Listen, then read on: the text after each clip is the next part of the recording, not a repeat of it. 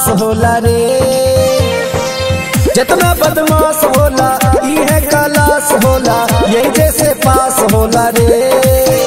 हम करी रंगदारी खुले आम ये बेटा, हाई बहराई चार दिगुमान ये बेटा।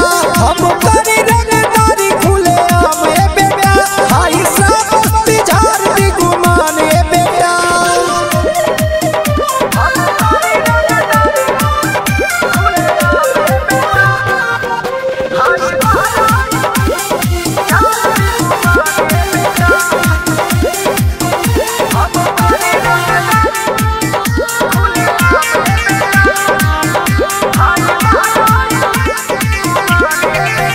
रही नरमी बना के नहीं तो जैब कटाई।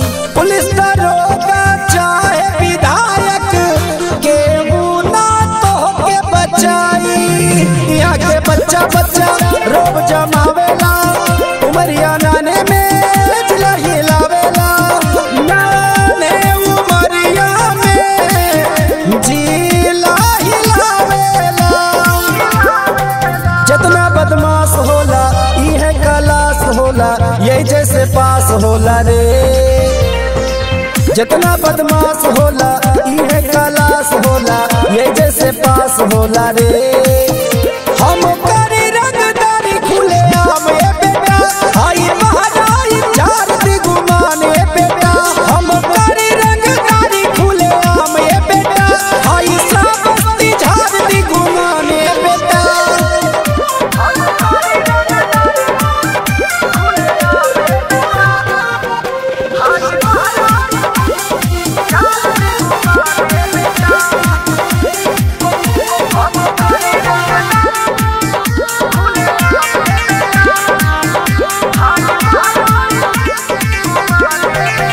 जाकाली पाता कहूँ लग जाई तो के पता रे।